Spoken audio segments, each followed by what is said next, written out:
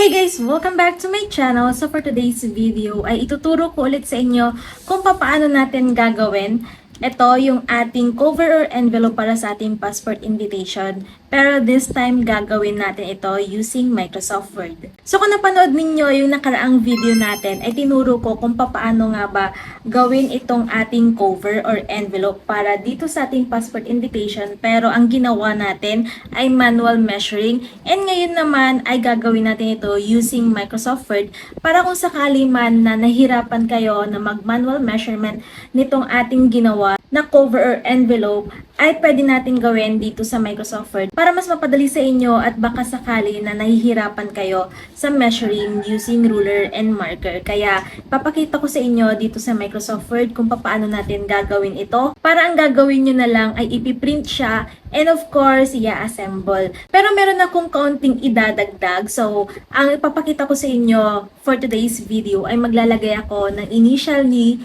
groom and ni bride dito para medyo customized pa rin siya.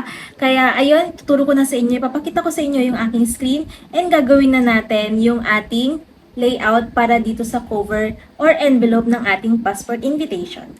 So, andito tayo ngayon sa aking screen and ito, naka-open na yung aking Microsoft Word document. So, i-open nyo na din yung inyong Microsoft Word at sabayan nyo na ako kung paano ito gagawin. So, ito nakikita nyo ngayon sa aking screen ay yung naka-default na paper. So, papalitan natin yan depende sa size ng paper na gagamitin ninyo. So, pwede na naka A4 size or pwede din na short or 8.5 by 11. And of course, ang long or ang 8.5 by 13. So, ang ipapakita ko na lang siguro sa inyo ay yung A4 size since sa tatlo na nabanggit kong sizes, yun yung pinakamaliit. Dahil gusto ko din na ipakita sa inyo na yung gagawin natin na layout ay kakasya ang dalawa para doon sa A4 size. So, automatic na yon na kapag kaya natin gumawa ng dalawa doon sa A4 size, ay kakayanin naman natin na gumawa pa ng dalawa doon sa dalawang sizes na binanggit ko. So, ang ipapakita ko sa inyo ay gagawin ko na A4 size yung gagamitin ko dito sa Microsoft Word. So, paano nga ba palitan yun? Of course, napakasimple lang. Punta lang tayo ng layout, size, and piliin natin yung paper size na gagamitin natin. Since ang gagawin kong sample ay yung A4 size, of course, i-click natin yung ating A4 size. And then, yung orientation, gawin natin na landscape.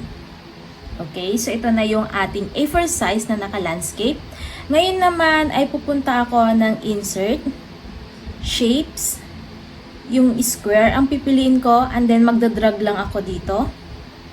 Next naman ay yung sa shape fill, no fill. Dito sa outline, papalitan ko siya ng medyo light gray lang siya. And then, of course, ang kanyang weight ay 1/4. And then, hindi pa tayo natatapos dyan dahil pupunta tayo ngayon dito. So, yung height ng ating first na shape dito, maglalagay tayo dito ng 7.25. And then, dito naman sa width ay papalitan natin ng 3.75. Okay, so ito na yung ating shape. Ngayon naman, sa inyong keyboard, i-click ninyo ang Ctrl C and then Ctrl V. Ayan, para ma-copy and paste natin. Next naman, yung ating kinopy and paste, pupunta ulit tayo dito sa height. And then, papalitan natin yung height ng 3.25. At dito naman sa width ay papalitan natin ito ng 2. And then, idadrag natin yung shape na yan dito sa may left side nitong malaking shape natin. So, nasa bottom left siya. So, ayan, nakikita nyo naman sa aking screen.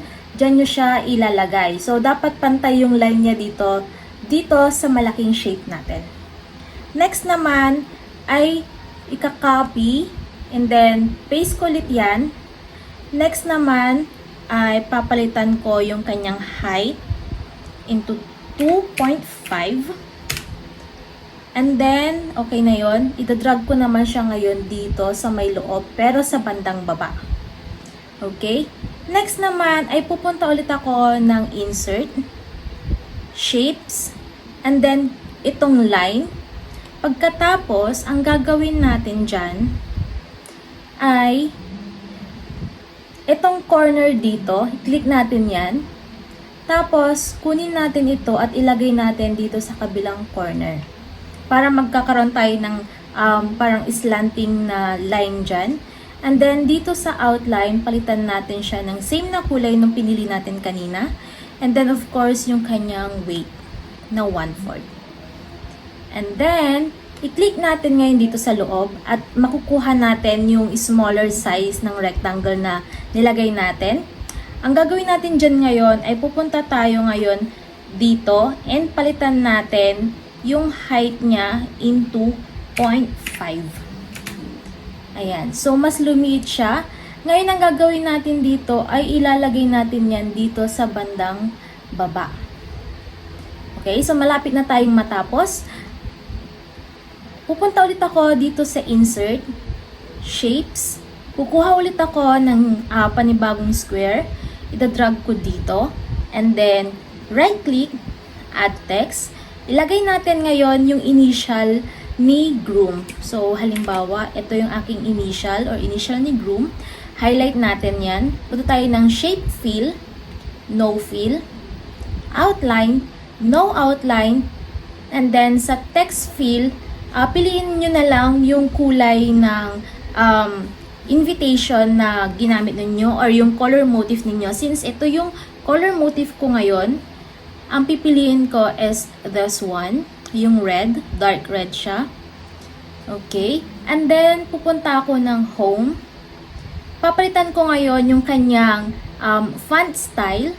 So, ang pipiliin ko is itong Edwardian script. And then, papalitan ko siya ng 100 na font size. Okay, so ito na siya ngayon. And then, idadrag ko lang siya at ilalagay ko siya dito. Pagkatapos, copy and paste lang natin yan. Highlight natin. And ipalit naman natin yung initial ni Bride. Tapos, ilagay lang ulit natin dito at ayusin natin. And then, shift and then i-click din natin yung initial ni Groom and i-center natin yung dalawang iyan. Okay. Next naman, ang gagawin natin, tapos na tayo dito sa paggawa ng ating layout. Ngayon, ang gagawin ko naman, ipapakita ko sa inyo na kakasya yung dalawa dito sa A4 size. So, ang gagawin ko lang is i-click ko lang lahat sila. So, click as in lahat ng mga ginawa natin, i-click natin. Okay? And then, right-click, group, and then i-group natin para iisang image na lang siya. Ngayon, may dadrag na natin banda dito. So, ika-copy and paste naman natin ngayon yan at idadrag naman natin ngayon yung pangalawang kinapi natin banda dito. Okay? So, dito, kung ang printer natin hindi siya borderless, wala kayong poproblemahin dahil yung layout naman natin, wala naman siya talagang totally na text. So, yung line lang yan, siguro posible na makat yung line, pero okay lang yan kasi line lang naman yan. Parang guide lang natin yung line na yan. So, i-move lang natin ng kaunti. At pati ito, i-move lang natin ng kaunti. Basta sure tayo na hindi matatamaan or dapat na ma-print yung dulo nitong ating print or itong ating text. And kapag nakita nyo na may agwat na sila dito, okay na yan. So, ito na yung layout natin para dito sa ating cover or envelope. So, ginawa natin ngayon dito sa Microsoft Word at nilagyan natin ng initial ni Bride and ni Groom. So, ayan, sana sundan ninyo yung video natin. Kaya i-prepare nyo na yung inyong Microsoft Word at sundan nyo na kung paano ginawa itong ating layout para sa ating cover or envelope ng ating passport invitation.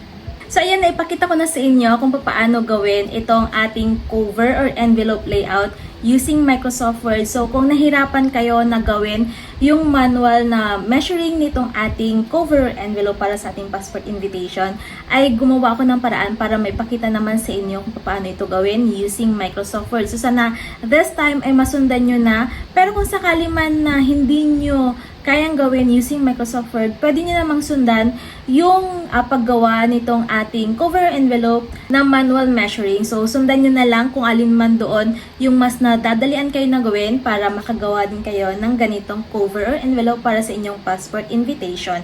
So, sana nasundan ninyo kung paano gawin yung ating layout using Microsoft Word. So, ilalagay ko lang itong aking passport dito.